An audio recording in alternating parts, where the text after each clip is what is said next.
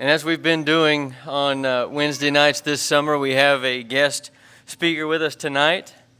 Anybody who knows much about Oklahoma Christian knows the name Dr. Stafford North. He's speaking with us tonight from Edmond.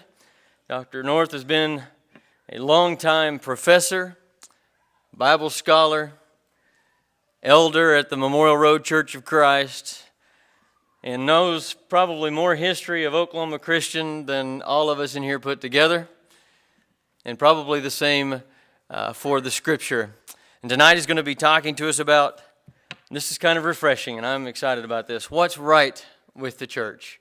What's going right with the kingdom of God? And he's going to share some things about that with us tonight. And so it's my privilege and my honor to ask Dr. North to come to the pulpit and share a lesson with us tonight.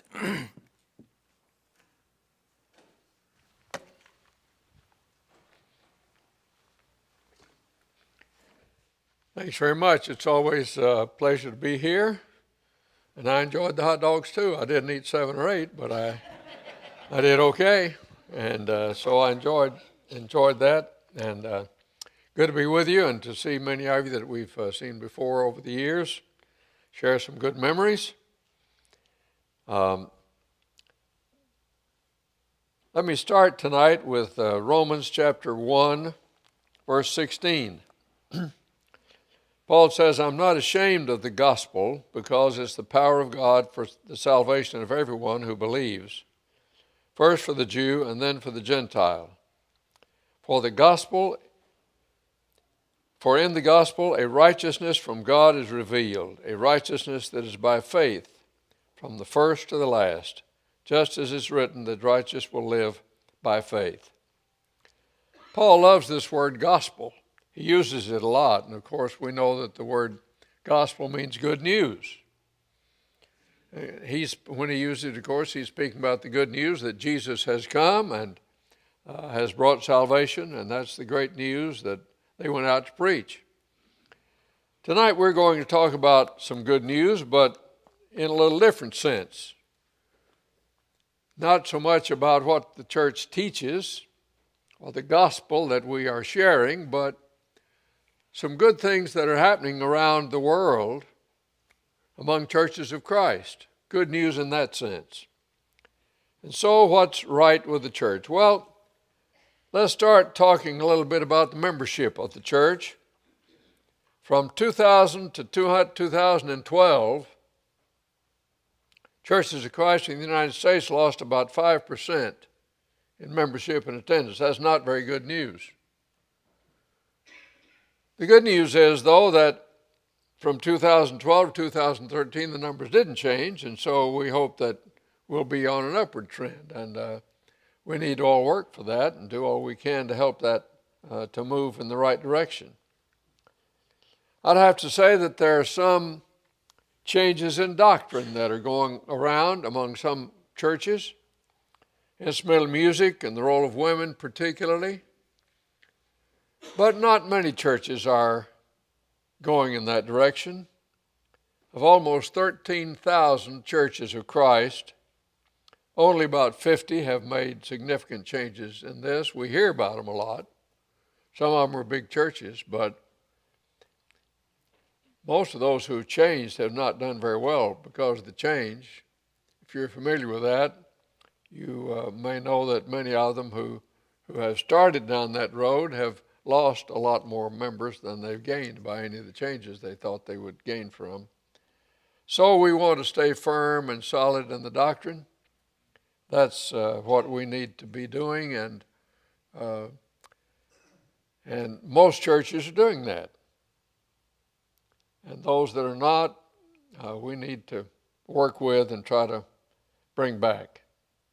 So we keep up our guard. We need to stay firm in the faith, contend earnestly for the faith once for all delivered to the saints.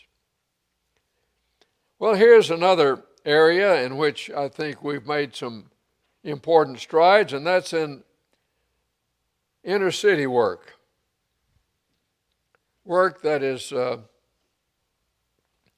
where people are poor, and usually in metropolitan areas, there's often areas of the town that are not doing very well economically, where a good many of the poor live.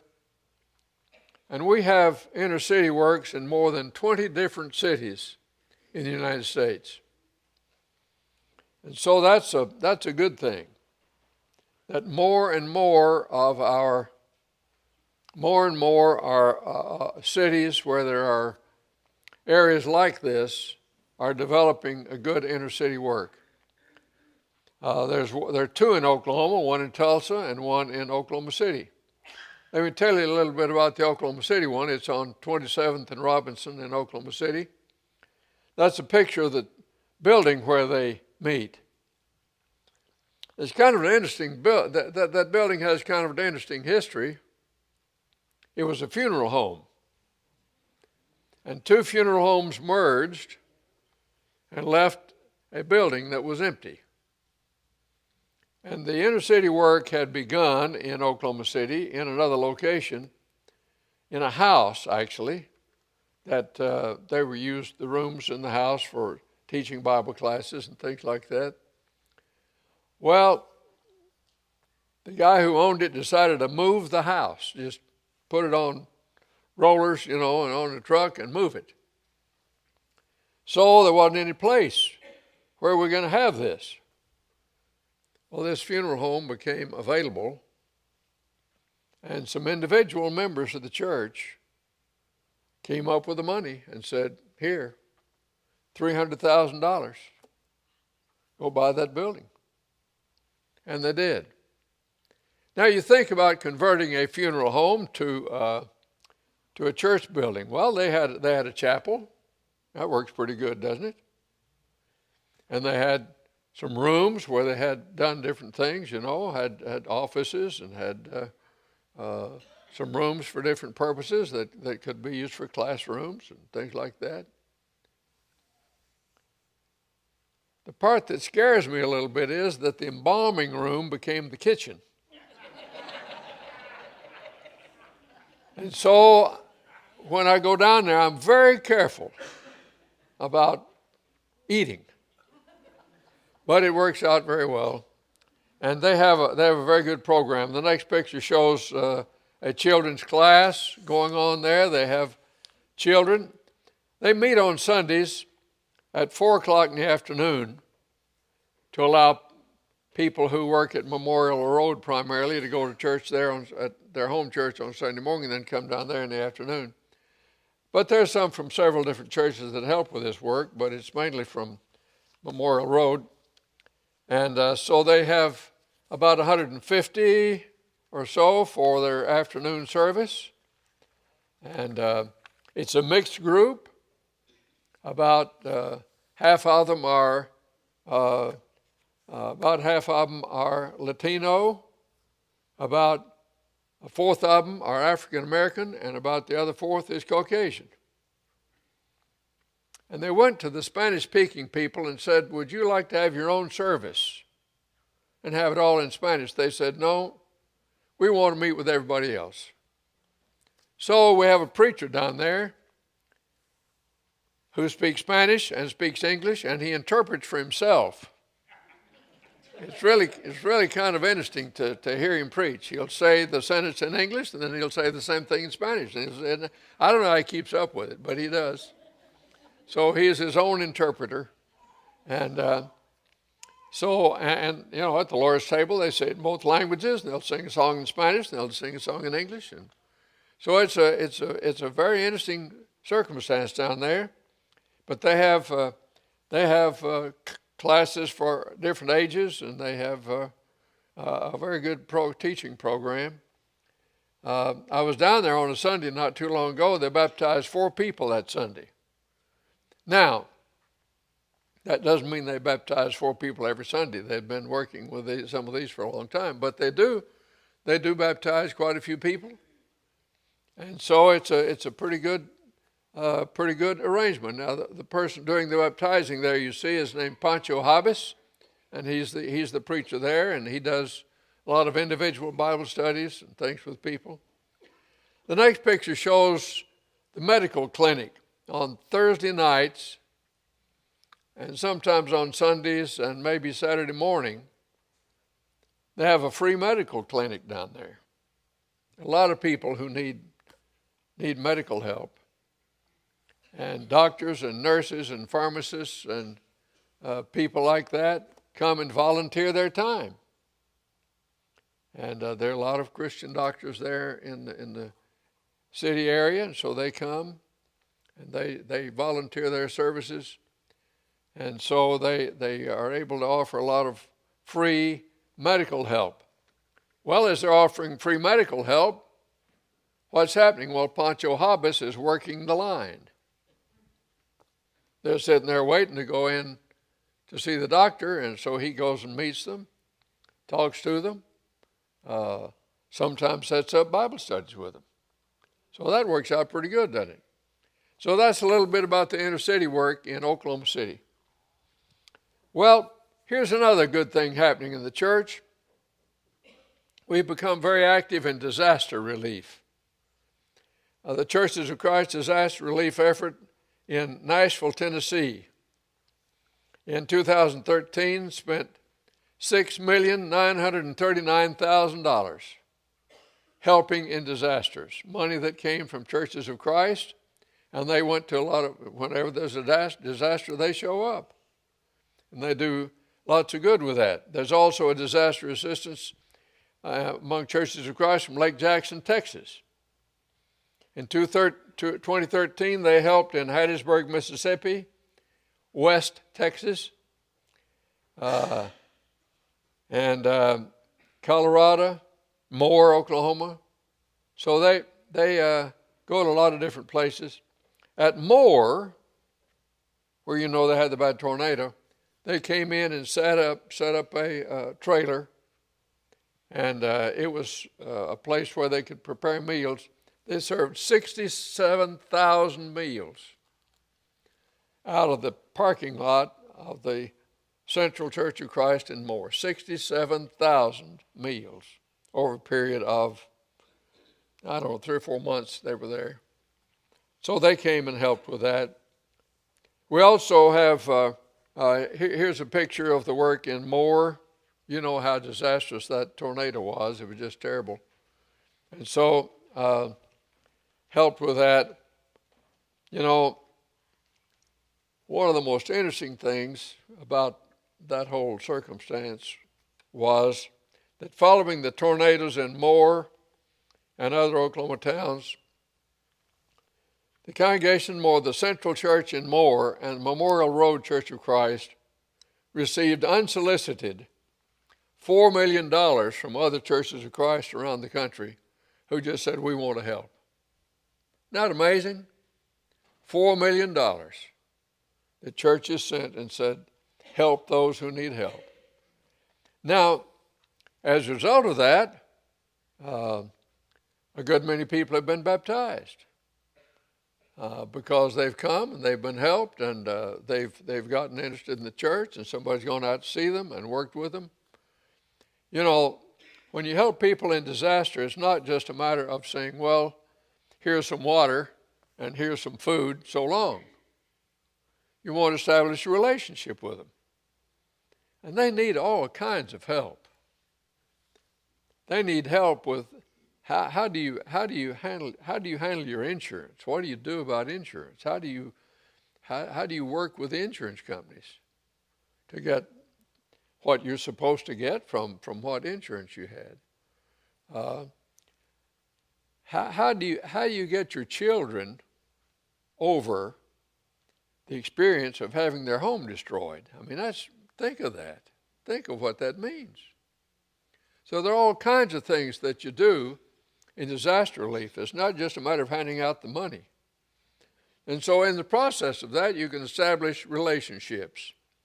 And those relationships can mean people who can come to church with you, learn about the gospel, and to be baptized. So that's being done in lots of places. Also in India and Japan and the Philippines, where they've had disasters.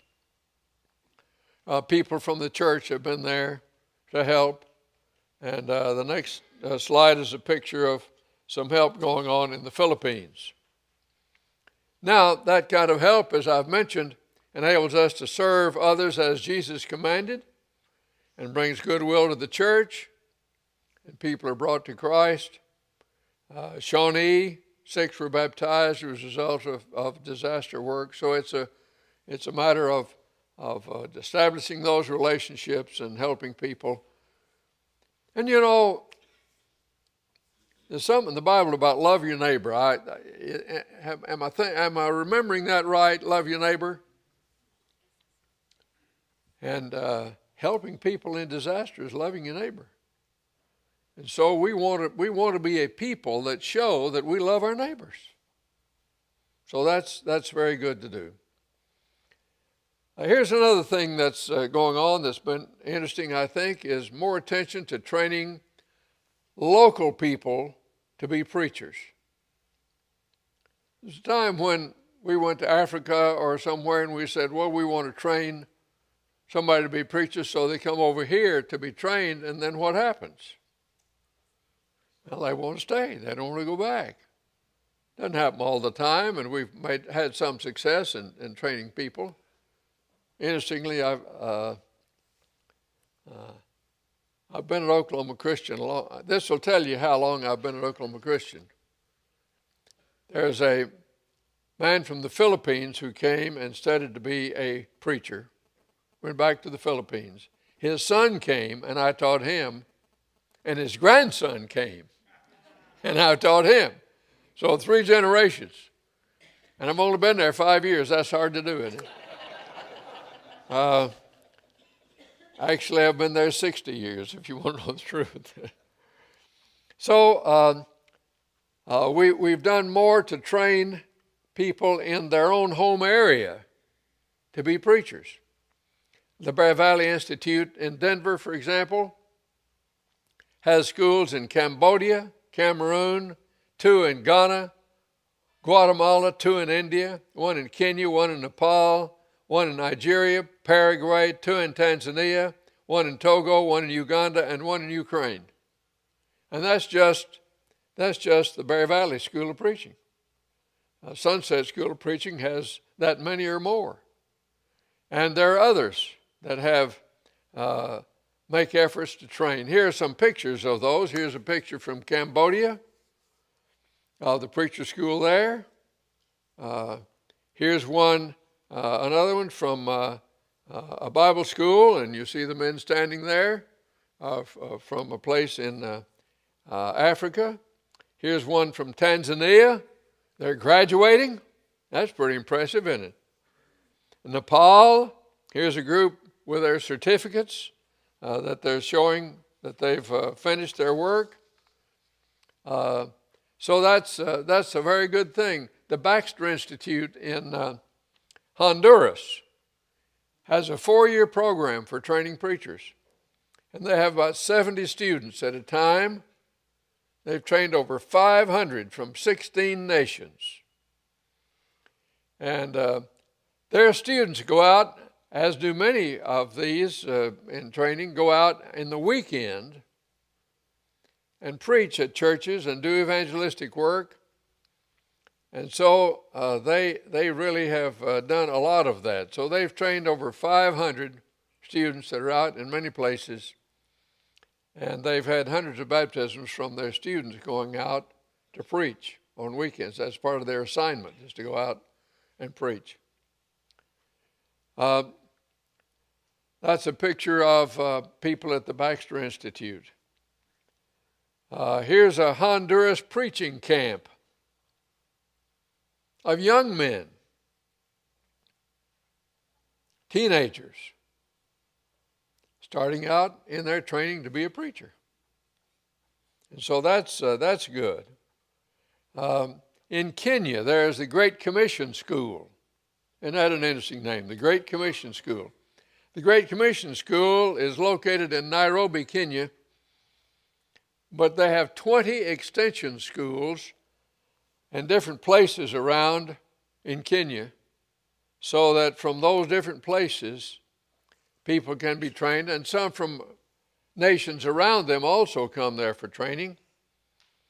And so that's a very good way to train the preachers. The central ones in Nairobi, and then they have extension schools in these other places. And they train them in some interesting ways. They not only train them to preach instead of the Bible, which is very good and very important to do, they also often, in some of these places, teach them a trade of some kind so they can support themselves. They teach them how to work computers. Sometimes they teach them how to sew. They can go out in these places and make a living being a tailor. So that's an interesting thing that they sometimes teach. So they have different, depending on where it is and what the need is, they train them in some skills so that they can support themselves when they go out and preach. And that works well in many places. There's a New Zealand preacher training program. So all over the world are these preacher training programs to train preachers in their own home country and let them go out and preach. And then they don't have to learn a language. They don't have to adapt to the culture. They're already there. And so they can be effective preachers among their own people if they're trained properly about how to study the Bible, what the Bible means, how to deliver sermons, and all things like that. So a lot of that going on. That's a very good thing in the church that's going on these days. Well, here's another one. Increased work among Spanish-speaking people. There are 222 independent Spanish-speaking congregations in the U.S. with a total membership of 14,489. There are 315 other congregations that have Spanish-speaking services of some kind, and that's an increase of 10% in the last 3 years. So we're all aware that the number of Spanish-speaking people is increasing, and so we're making efforts to reach them with the gospel and provide instruction and opportunities to worship for those who are Spanish-speaking. Then here's another area in which we have a lot to be thankful for, I believe. The church is growing rapidly in parts of Africa. In Rwanda, where they had that terrible genocide, about 500 congregations have been established in the last 4 years. They mobilized local Christians and new Christians to reach out to immediate families and friends. And it's a really interesting thing to do. They've focused and concentrated on that. Because somebody who has just become a Christian has their own circle of influence, their own friends, their own people that they know. And so if you say, each of us has those circles, and sometimes we've worked those circles, but here's somebody, a new Christian, just coming on board, they're excited, and so they're emphasizing getting them to work in their own circle of friends. And that's doing a lot of good, and it's a good example for us as well. There are about 50 students from Rwanda at Oklahoma Christian. It's very interesting about that. We have some connections through some of our alumni that have done things in Rwanda with their government. And so we were able to establish, in connection with the Rwandan government, a plan by which their students who take a test to see who is most capable of going on to college, and they offer that test, and we're able to go in there and pick the cream of the crop off of those who have taken that test, and they're the ones who come to Oklahoma Christian. And they're really good students. I mean, I've had them in class, and they do well. They study hard, and they do well. And so we've got some who are some of the best from Rwanda that come to Oklahoma Christian. The Rwandan president has been on our campus to deliver the commencement address. And our former president, Mike O'Neill, has been named chancellor of one of their universities over there. That doesn't mean he's over there living, but he has some special things. He goes over there for graduation ceremonies and other things that he does. So we've got a really interesting connection with Rwanda, and that's worked out well. And many other parts of Africa are doing well. Mombasa, Kenya is an interesting place. In 1987, Ken and Pat Beckloff moved. They started the work there in 1987. They moved there in 1990 and lived there for a number of years. And so through their work and things that developed from it, they established 12 congregations in Mombasa. And people from those 12 congregations and from the extension of the Great Commission School that they have there in Mombasa have established about 40 congregations in outlying areas around there. Here's another case where the extension school has preacher students, and they go out on the weekends and preach, and they've been very active in establishing new congregations. So Mombasa, which is on the coast of the Indian Ocean, has been a real center. Joanne and I have been to Mombasa twice, and one of the things we remember most is riding camels on the beach. You don't get to do that very many places, ride camels on the beach, but we did. And one of the other interesting things, we went over there with Lloyd Deal. Remember that name, Lloyd Deal? And there's a causeway that goes out to kind of a part of the city that is on something of an island, and the only way to get out there is on this causeway. Well, I was teaching a Bible class at a certain location, and they had a wreck on the causeway. And I had arranged for a taxi to come pick me up and take me back. And the taxi can't get out there because, they had a wreck and there's no traffic going back and forth. And Lloyd Deal was over there in a car teaching a Bible class somewhere else. So when I found out that the taxi wasn't going to be able to come and get me, I was hoping that Lloyd would come by and get me, and so I sang a song. Come by here, Lloyd, come by here. And sure enough, he did. And so I had a way to get home. Well, Mombasa is a very interesting place, and the work is going well there. Churches are growing in India. The work's very diverse in India and spread out. It's hard to get accurate data, but many believe that there are more than 1 million members of Churches of Christ in India. There are lots of different works going on. Joanne and I went over there one time for a 2-week period to speak to. I spoke to preachers. She spoke to preachers' wives. We went to 3 different locations. We had about 200 different preachers come to those locations. And it was a wonderful experience. Hard experience. Spoke 3 days, traveled a day, spoke 3 days, 3 or 4 days, traveled. And the travel was not easy.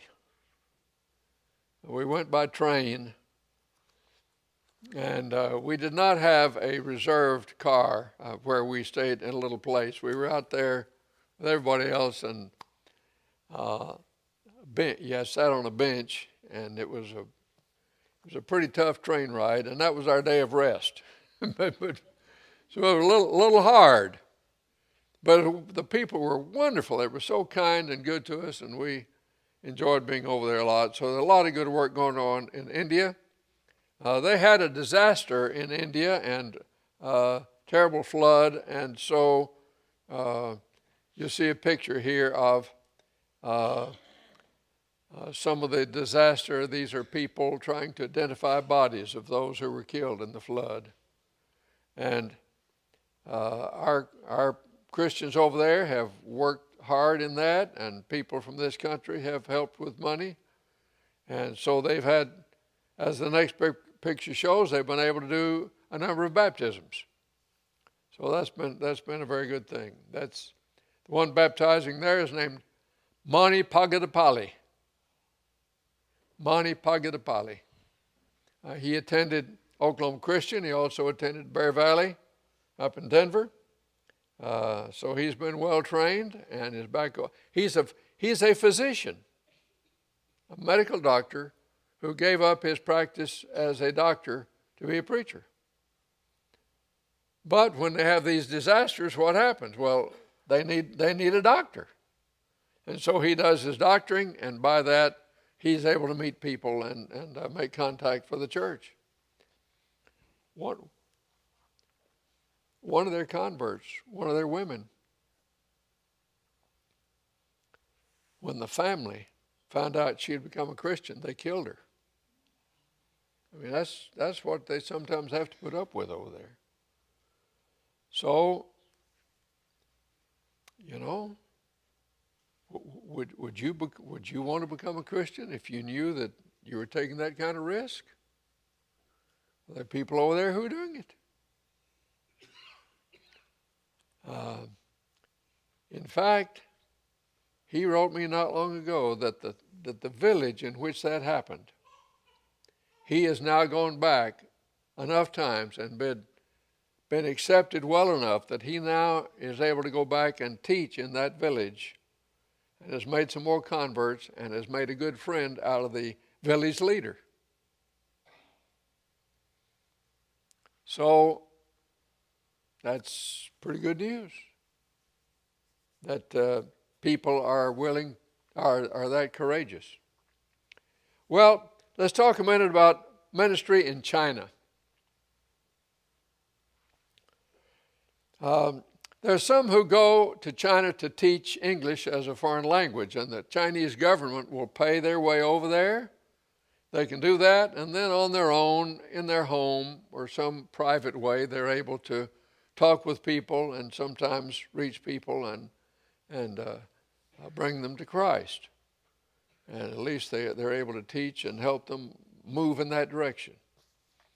But one man has been there for 18 years.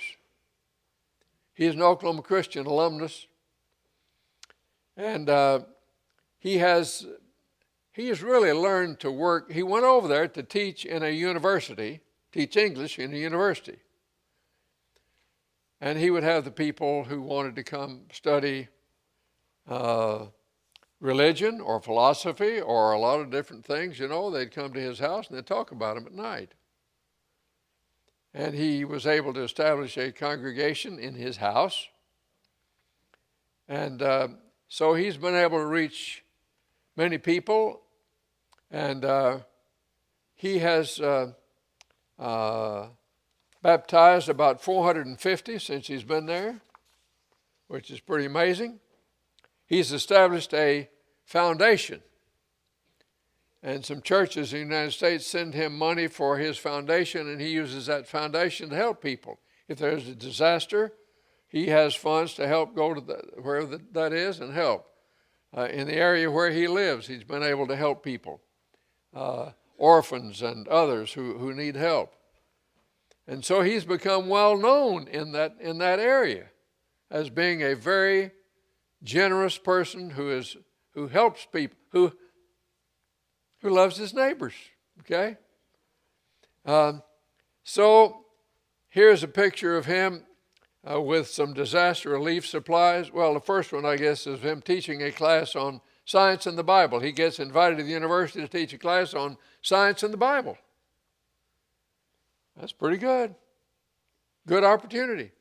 Here's a picture of him with some disaster relief. The next picture shows him having a golf tournament to raise money for his foundation. Isn't that interesting? Now, only the rich people over there can play golf. So he makes connections with a lot of the people who are important in the local area. He knows governors and communist leaders and all those, and they like him. And so he's been able to make good ties, good connections. He has a church in his house where he has about 25 or 30 that meet regularly with him. Many in the university that he studied with have become doctors and engineers and scientists. Baptized about 450, and they're scattered across other places in China where they go and either establish other churches privately, of course, kind of under the radar, or have Bible studies in their home, things like that. So it's a very interesting work that he's doing in China. Well, let me go on to many young people going on campaigns. Congregations often send their young people to other parts of the nation and to other countries. During the summer of 2014, Oklahoma Christian will have about 100 students going to some 20 different countries. And then we have fall and spring break campaigns. So we have a lot of kids from our campus, and a lot of churches have younger people and older ones who go on these campaigns, and that's a very good thing. Here's a couple of pictures of those campaigns. One of the first pictures of somebody teaching the Bible out in out in a field.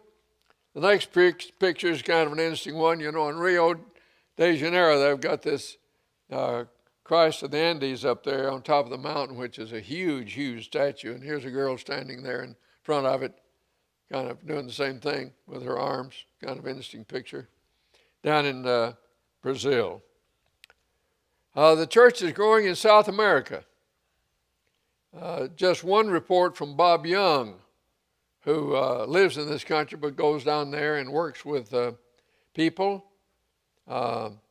4 young evangelists in Honduras recently established 12 new congregations.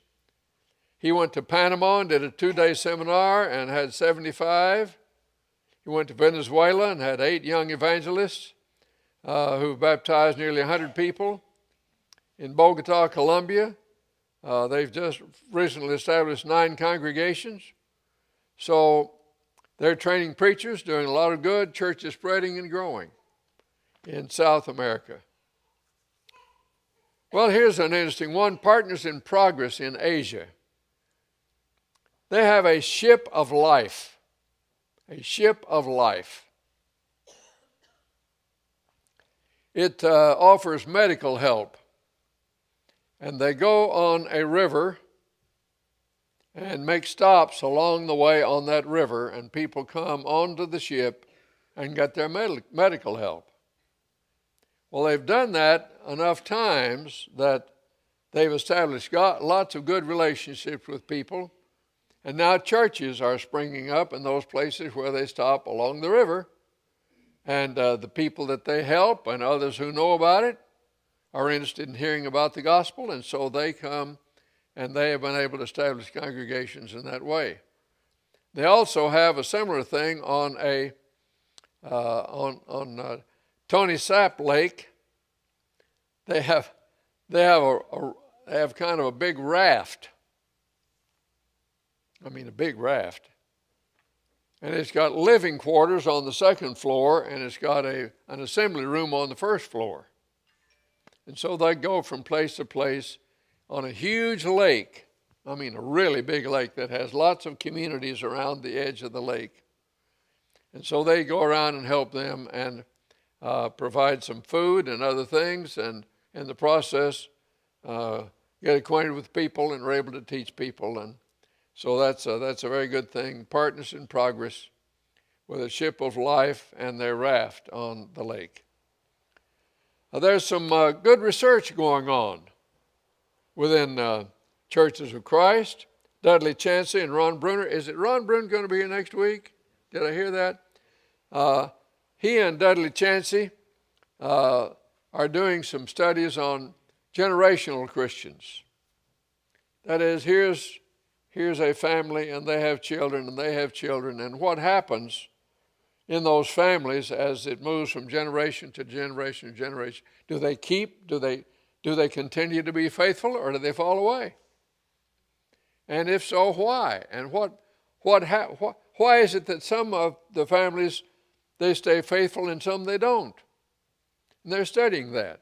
And I don't know what he's speaking on, whether he's speaking about that or not, but he and Dudley are doing some good research on that.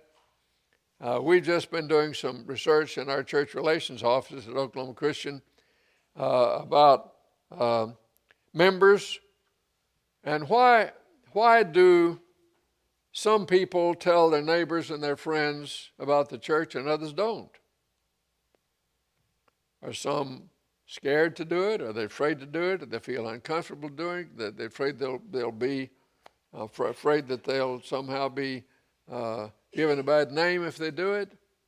And we're studying that. We haven't yet published the results of that, but we've done a survey that about 800 people over the nation have filled out to give us some idea about things like that. So there's some good research going on in Churches of Christ about some good topics. Well, there's a lot of good news going on. We need to be spreading the gospel to make good news.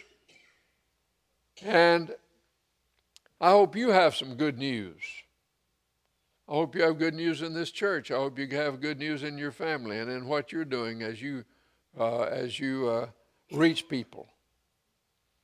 And so let me tell you that every month I publish a newsletter called Good News. That's a clever name, isn't it? Well, it's about my level, okay? And in that, all of these stories I've told you about have appeared at one time or another in my Good News newsletter. And you may have a good news story that you want to share. And if so, you can just write me at stafford.north@oc.edu and tell me, this is a good news story that's happened here or there or somewhere you've been. If you want to get on the list for good news, why, if you'll give me your email address before you leave tonight, I'll put you on the list. And every month, somebody told me when I came in, the first person I met said, I get that every month. So some of you are getting it out here. If you're not, why, write your name on something and give it to me, and we'll get you on our Good News newsletter list, which would be a good thing, I think, for all of you to be a part of. Well, I want to close with a story. Bob Riley told me that he told you that I would tell you this story. Do you remember that? Wasn't he here last week?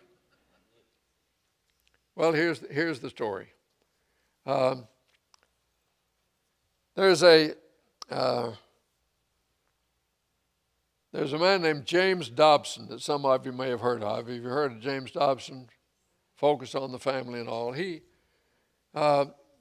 was out in California doing his broadcast several years ago, and he invited a man to come and be on his program. And this man was one of the best basketball players in the country. And so he asked him to come out and be on his radio program. Well, they thought, let's go out and play a little basketball while he's here, and they did. And so they were standing shooting baskets, and all of a sudden, this basketball player falls over backwards. And Dr. Dobson goes to help him. And his name is Pete Maravich. Have you heard of Pete Maravich? And so they call for the paramedics, and they come, but he dies in Dr. Dobson's arms, 40 years old. Great athlete. Still holds the record of the most points scored in a collegiate career. Well, Dr. Dobson and his family were really hit by that, you can imagine. And so they talked about it, and they said, we've just got to realize that you never know when your time is coming. Nobody knows how long they'll live. And so we as a family want to be sure that we will be there together. We want to be in heaven, our family, we want to be in heaven together. And so they worked out a little way of saying that to each other. They'd hold their hand out like this to each other and say, be there. Did Bob tell you about that last week? Be there. Well, it wasn't long till Dr. Dobson himself had a heart attack, and he's in the hospital, and he's hooked up with the tubes, and he can't speak. He's conscious, but he's got a tube down his throat, and he can't speak. And his son, about 20 years old, goes in to see him. How do you suppose they communicated? What did they want to say to each other on that occasion? Dad, I hope you get better, but if you don't, we want to be there in heaven together. Son to father, well, I hope I get okay, but if I don't, I want to be there with you. Be there. That's become a big thing in our family. Joanne sews these little cross-stitch plaques that she gives to all of our children and all of our grandchildren when they get married. It says, be there. And they display it in some place in their home. When we had our 50th wedding anniversary, our children gave us a golden be there. It's a big plaque about this big, be there in golden letters that we have up by our front door. If I had come in my car instead of Joanne's tonight, you'd have seen the license tag that our kids gave us says, be there. My favorite picture is my 10 grandchildren giving me be there. Isn't that what it's all about, really? I mean, isn't that the bottom line? We want to be there. Now I'm going to hold my hand out to you like this and say, be there, and I want you to hold your hand out and say, be there right back to me, good and loud and strong, okay? Be there. Be there. Do it again, be there. Be there. Turn to the people on each side of you and say, be there. Be there. Be there.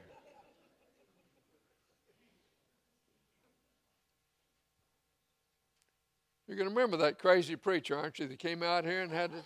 Yeah, you'll remember that. Be there. Well, I'll go back and report to Bob and tell him I did what he told me to do. Well, it's been very good to be with you tonight. We're preparing for another year at Oklahoma Christian. Last year we had a record enrollment of 2,424. I hope next year it's a number that's that easy to remember.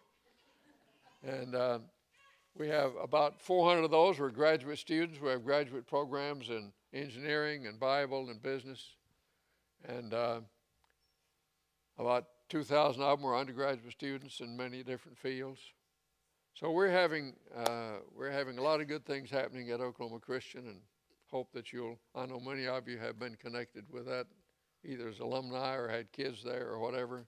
So we appreciate your interest in it. I remember when Pat and Carolyn were students. Going to be here 25 years. That's wonderful. That's wonderful. I appreciate them so much. So it's been very good to be with you. Appreciate the opportunity, and I hope that you'll remember to put first in your life to be there. Okay, we have anything else tonight? Is this ready to close out? Okay, let's have a prayer and we'll be done. Father, we thank you for this time together and for the many good things that are happening in the church around the world.